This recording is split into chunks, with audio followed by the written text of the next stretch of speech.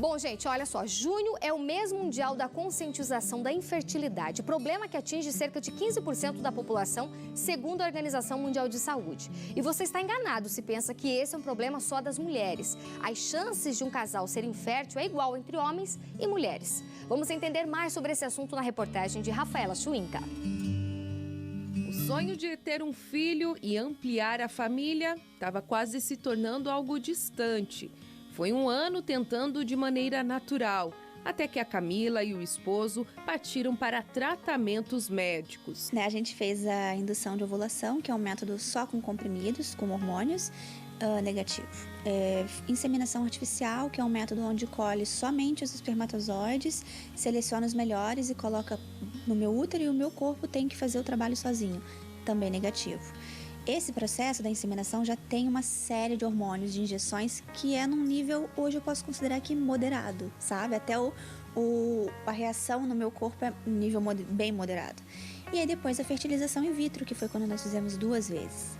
Na primeira vez, a diferença da primeira para a segunda foi bem pouca, a diferença foi a dose de hormônio, que foi quase o dobro na segunda. E aí ali é uma TPM heavy metal crônica, sabe? De você não se aguentar, porque é um processo bem mais invasivo, retira os meus óvulos, retira os espermatozoides do pai, do homem, fecunda no laboratório, e aí eles vão evoluindo, no final de 3 a 5 dias, vê quantos sobreviveram e transfere então já em formato de embriões para o nosso útero. Então no nosso caso vieram 2, que é o que o protocolo da OMS determina. Os 2 vieram bonitinhos, super saudáveis, na melhor qualidade que tinha de embriões, e só um se fixou, o outro. O mais complicado nesse processo foi ouvir as cobranças de amigos e familiares, já que na primeira tentativa do terceiro método para tentar engravidar, eles não conseguiram. A gente ficou aí nesse período de 2 anos, 1 ano e meio, quase 2, tentando bastante, tanto por vias naturais, e depois iniciando alguns tratamentos, E a família, os amigos em que a gente mais comentava, quando vem, estão treinando, estão fazendo direito, quer uma apostila, quer um livro, sabe?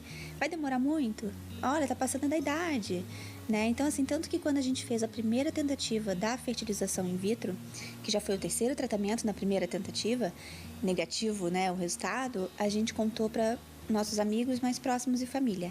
Na segunda, que foi a que deu certo, que deu positivo, a gente não contou para ninguém. A gente contou para nossa funcionária em casa, para as nossas funcionárias no consultório, porque eram pessoas que conviviam com a gente e iriam participar, iam ver isso no nosso dia a dia. O restante, nossa família não mora aqui, então ninguém ia saber o que estava se passando, De acordo com essa psicóloga, esse processo é desgastante para o casal, mas principalmente para a mulher, se torna algo mais dolorido. A mulher ela tem essa pressão psicológica para engravidar, para ter filhos, e muitas vezes talvez não seja o desejo realmente dela, Mas acaba tendo sim essa pressão, e eu percebo muito isso em consultório, com certeza. Essa pressão para ter filhos, para a reprodução e tudo mais. Tudo que envolve esse processo de maternidade, Então a mulher é muito cobrada. Além da cobrança, tem toda essa tristeza do receber essa notícia, Porque a mulher, ela passou por esse, como você explicou, ela passou por esse processo evolutivo, Esse processo de crescimento, mas ela ainda tem as questões maternas nela, Ela ainda gostaria de reproduzir. A mulher, na verdade, ela tem essa missão de ser mãe, de ser mulher e de ter filhos.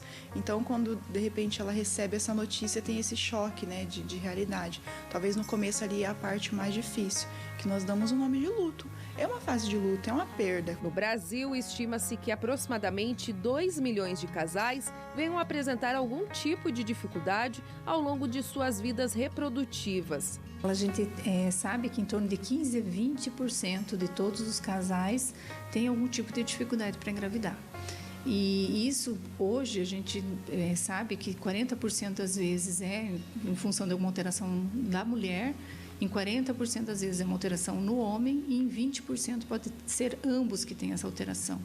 De acordo com o sistema de nascidos da Secretaria de Saúde, nos últimos 20 anos, o número de mulheres que tiveram o primeiro filho entre os 35 e os 39 anos aumentou em 71%. Ou seja, as mulheres estão engravidando mais tarde. Isso, infelizmente, segundo a doutora Cristiane, que é especialista em infertilidade conjugal, é uma das principais causas. E juntamente com isso, eu acho que é muito importante a gente frisar que a idade da mulher, né? Que a mulher tem deixado para muito tarde para ter filho. Primeiro ela quer estudar, ela quer fazer seu mestrado, seu doutorado, sua formação, enfim, adquirir as coisas, né, que julga importante na vida. E muitas vezes ela se depara com a idade depois dos 35 anos para ter o seu primeiro filho. E a gente tem isso comprovado cientificamente, que a idade da mulher é muito importante. Se pudéssemos ter todos os filhos até os 35 anos, seria o ideal, mesmo naturalmente ou de forma com tratamento. Por quê? Porque a qualidade do óvulo é melhor antes dos 35 anos. Ele ainda não sofreu tanto estresse, tanta radiação, medicamentos, né, alimentação. Então, isso faz com que, a partir dos 35 anos, a gente tenha uma diminuição da qualidade desse óvulo, muito importante, e também diminuição da quantidade de óvulos. Então, é um alerta assim, que eu acho que é muito importante a gente dizer para as mulheres que estão pensando em engravidar, que se antenem com essa questão da idade. Com a pequena Sofia, de 45 dias nos braços, a Camila hoje se sente realizada. Um processo que foi longo, mas dá para ver o porquê ela não desistiu. Foi maravilhoso, foi na véspera do meu aniversário, então daí já foi um presentão, né? Aí a gente contou pra família, a gente não quis esperar, sei lá, quantas semanas, até por ser meu aniversário, a gente já quis comemorar junto, né, com essa data.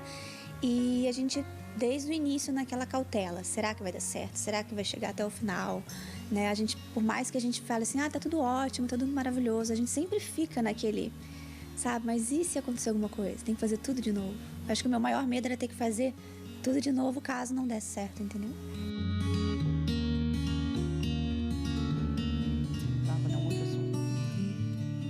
Muita saúde, então, para a pequena Sofia e um beijão para a mamãe Camila pela coragem, determinação e vida longa a toda a família, viu?